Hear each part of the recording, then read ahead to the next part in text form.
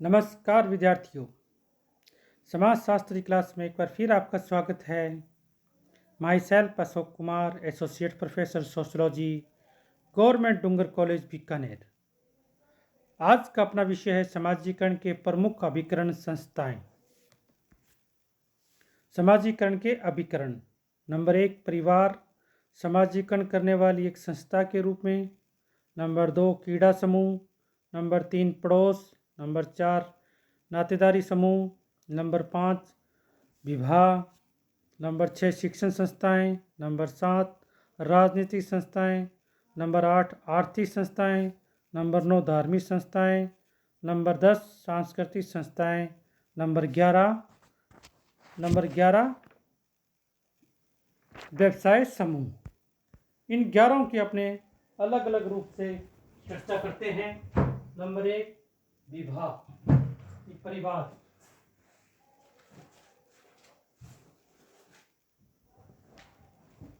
Number 1 क्या है? परिवार।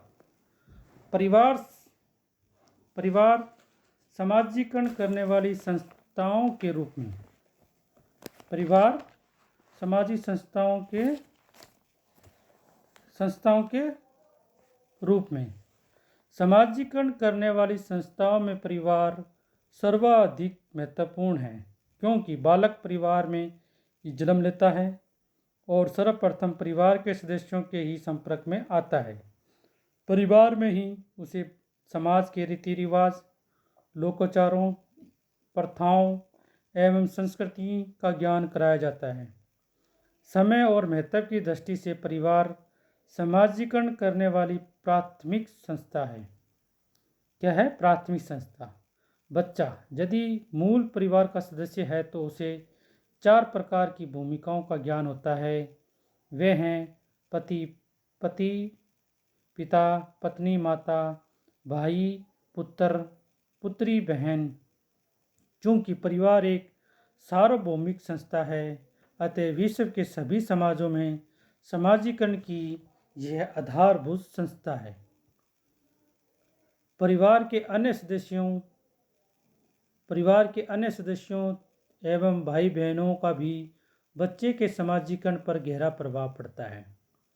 सदस्यों के पारस्परिक प्रेम, सहयोग, त्याग, अधिकार, बलिदान, सेवा, कर्तव्यनिष्ठ आदि से बच्चे में भी सद्गुण जन्म लेते हैं।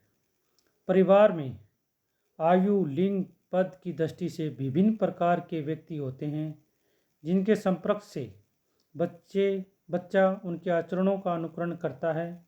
अधिकारों एवं दायित्वों का भी परिवार में सुंदर समन्वय पाया जाता है। परिवार का सहयोग एवं भावात्मक पर्यावरण बच्चे के व्यक्तित्व निर्माण में महत्वपूर्ण भूमिका निभाता है। पुरस्कार एवं दंड के आधार पर बच्चा उचित व अनुचित में भेद करना सीखता है। उसमें नैतिकता के भाव पैदा होते हैं और वह सही कार्यों को ग्रहण करता है। परिवार में बच्चा जो कुछ सीखता है वह उसके जीवन की स्थायी पूंजी होती है। भाषा का प्रयोग भी बच्चा परिवार में ही सीखता है। परिवार में ही बच्चा सभी के साथ अनुकूलन करना सीखता है। अनुकूलन के दौरान उसमें सहिष्णुता का गुण पैदा होता है। परिवार में सबसे छोटा होने के कारण शिशु को दूसरे के व्यवहारों को सहन करना पड़ता है। इससे उसमें सहनशीलता पैदा होती है, जो एक महत्वपूर्ण सामाजिक गुण है। वह साथ ही बड़ों की आज्ञा का पालन करना सीखता है। पारिवारिक आदर्श एवं मूल्य द्वारा बच्चों में प्रेम, त्याग, बलिदान, सहयोग, दया, क्षमा, परोपकार, देश प्रेम, सहिष्णुता, आज्ञाकारिता, अनुकूलन आदि गुण भरे जाते हैं। अतः कहा जाता है कि परिवार शिशु की प्रथम पाठशाला है। बच्चा परिवार का ही प्रतिरूप होता है, किंतु परिवार का बच्चे के समाजीकरण पर विपरीत प्रभाव भी पड़ता है। यदि परिवार विघटित है, माता पिता में अनबन, तनावपूर्ण संबंध है, माता पिता या भाई बहन अपराधी व्यवहार में संलग्न है, तो बच्चे पर विपरीत प्रभाव पड़ता है। बालक अपराध एवं अपराध से संबंधित अनेक अध्ययन इस बात की पुष्टि करता है कि माता पिता भाई बहन अपराधी हैं तो बच्चा उसके अपराधी प्रवृत्ति को सीख लेता है। परिवार की एक महत्वपूर्ण भूमिका है समाजीकरण में। नंबर 2, क्रीड़ा समूह। क्रीड़ा समूह का मतलब खेलकूद। समाजीकरण की दृष्टि से बच्चे के लिए मित्रों का समूह या खेल समूह एक महत्वपूर्ण भूमिका होती है। परिवार के द्वारा वह अपने हमजोलियों एवं खेल के साथियों के संपर्क में आता है जो उसके हम उम्र के होते हैं। ये लोग उसे अपनी उपस्थिति एवं वर्ग के मूल्यों से परिचित कराते हैं। खेल समूह में बच्चा खेल के नियमों का पालन करना सीखता है। वह दूसरों के नियंत्रण में रहना, अनुशासन का पालन करना भी सीखता है। उसमें नेतृत्व के गुण भी विकसित होते हैं तथा लोगों को नियंत्रण एवं अनुशासन में रखना भी सीखता है। वह खेल में हार और जीत होने पर परिस्थितियों से अनुकूलन करना भी सीखता है। खेल के दौरान ही वह पारस्परिक सहयोग, प्रतिस्पर्धा और स्वास्थ्य संघर्ष की भावनाएं भी ग्रहण करता है। समय आने पर बच्चा कानून और स्वास्थ्य का प्रतीक बन जाता है। जब कोई खेल के नियमों को तोड़ता है तो वह उसका विरोध करता है तथा स्वयं के नियमों का रक्षक बन जाता है। अन्य समूह के भांति क्रीड़ा समूह भी पुरस्कार एवं दंड के रूप में अपने सदस्यों के व्यवहार को स्वीकृत और अस्वीकृत करता है। नंबर 3, पड़ोस का भी बच्चे के समाजीकरण में महत्वपूर्ण योगदान होता है। बच्चों के ही नहीं वरन युवकों के समाजीकरण में भी पड़ोस का विशेष योगदान होता है।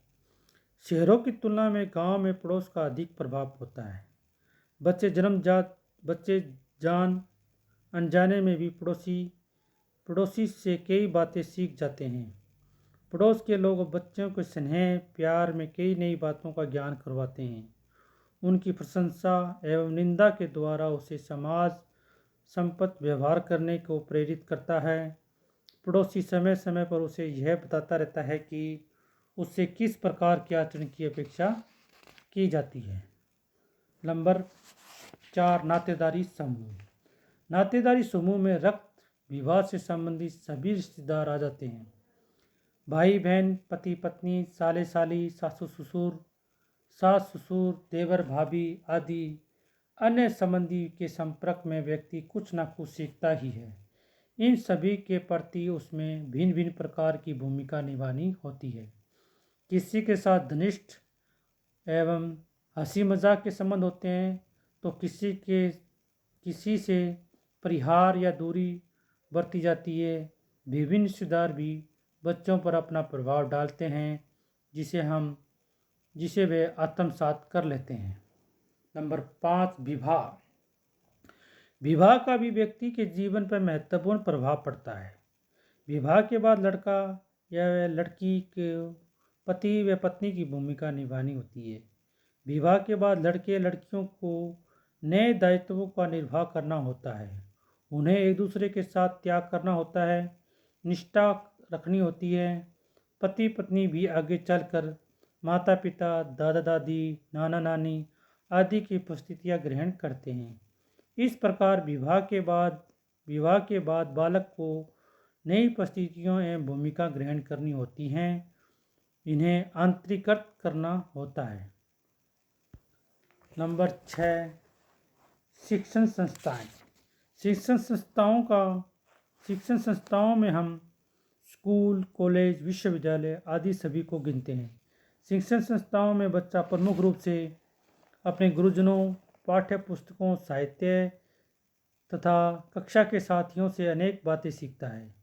कोई ना कोई अध्यापक उसको मंडल अवश्य होता है जिसके अनुरूप वह अपने आप को सुधारना सीखता है। नंबर 7, राजनीतिक संस्थाएं। व्यक्ति के समाजीकरण में राजनीतिक संस्थाओं का भी महत्वपूर्ण योगदान है। ये संस्थाएं व्यक्ति को आत्मबोध कराती हैं। तानाशाही एवं प्रजातांत्रिक शासन में भिन्न भिन्न प्रकार का समाजीकरण होता है। तानाशाही सरकार में व्यक्ति के जीवन में सुरक्षा की भावना कम होती है अतः उसे संभाविक विकास में बाधा पड़ती है। प्रजातंत्रीय एवं कल्याणकारी राज्य में सरकार लोगों की भलाई, शिक्षा, कल्याण के लिए अनेक कार्य करती है। इससे व्यक्ति के व्यक्तित्व निर्माण के सुअवसर प्राप्त होते हैं। राजनीतिक दलों द्वारा ही जनता को राजनीतिक प्रशिक्षण दिया जाता है। नंबर 8, आर्थिक संस्थाएं। आर्थिक संस्थाएं व्यक्ति को जीवन यापन के लिए समर्थ बनाती है। इनके द्वारा हम ये सीखते हैं कि बाजार, बैंक, दुकान में किस प्रकार से व्यवहार करें। ये संस्थाएं ही व्यक्ति को व्यावसायिक संघों से परिचित कराती हैं। व्यक्ति में सहयोग, प्रतिस्पर्धा एवं समायोजन के भाव पैदा करती है। कार्ल मार्क्स एवं वेवलिन का मत है कि आर्थिक संस्था ही व्यक्ति के जीवन और सामाजिक ढांचे को निर्धारित करती है। नंबर 9, धार्मिक संस्थाएं। व्यक्ति के जीवन में धर्म का गहरा प्रभाव पड़ता है। ईश्वरीय भय एवं श्रद्धा के कारण वह नैतिकता व अन्य गुणों को ग्रहण करता है। व्यक्ति में पवित्रता, न्याय, शक्ति, सच्चरित्रता, कर्तव्यपरायणता, दया, ईमानदारी आदि गुणों का विकास करने में धर्म प्रमुख भूमिका निभाता है। मंदिर, मस्जिद, गुरुद्वारे व चर्च में हम किस प्रकार का आचरण करेंगे, यह धार्मिक संस्था ही बताती है। धर्म ग्रंथ, उपदेशकों, साधु संतों के प्रभाव भी लोगों के आचरण पर पड़ता है। पाप, पुण्य तथा स्वर्ग व नरक की धारण लोगों को सामाजिक प्रतिमानों के अनुरूप आचरण करने पर बल देती हैं। धार्मिक भय के कारण ही कई अपराधी, डाकू, हत्यारे व क्रूर व्यक्ति अपने व्यवहार को निर्धारित करते हैं। नंबर 10, सांस्कृतिक संस्थाएं। आधुनिक समाज में अनेक सांस्कृतिक संस्थाएं हैं, जैसे संगीत अकादमी, नाटक मंडली, कवि सम्मेलन एवं क्लब आदि व्यक्ति के विकास में योगदान देती हैं। ये संस्थाएं व्यक्ति को अपनी संस्कृति से परिचित कराती हैं। इनके द्वारा व्यक्ति अपनी प्रथाएं, परंपराएं, वेशभूषा, साहित्य, संगीत, कला, भाषा आदि से परिचित होता है। ये संस्थाएं उनके व्यक्तित्व के विकास में योगदान देती हैं। नंबर 11, व्यवसाय समूह। व्यक्ति जिस व्यवसाय में लगा होता है उसके मूल्यों को भी ग्रहण करता है। वह व्यवसाय के दौरान अनेक व्यक्तियों के संपर्क में आता है। छोटे व बड़े अधिकारी, एजेंट, मैनेजर आदि के संपर्क से वह व्यावसायिक गुण व ज्ञान ग्रहण करता है तथा प्रशासनिक ढांचे से परिचित होता है। इस प्रकार हम देख सकते हैं कि व्यक्ति ज्यों-ज्यों बड़ा होता है उसका सामाजिक दायित्व बढ़ जाता है। वे अनेक संस्थाओं के माध्यम से अपना समाजीकरण कर पाता है। धन्यवाद विद्यार्थियों। नेक्स्ट क्लास में अपने बात करेंगे समाजीकरण के सिद्धांत क्या हैं।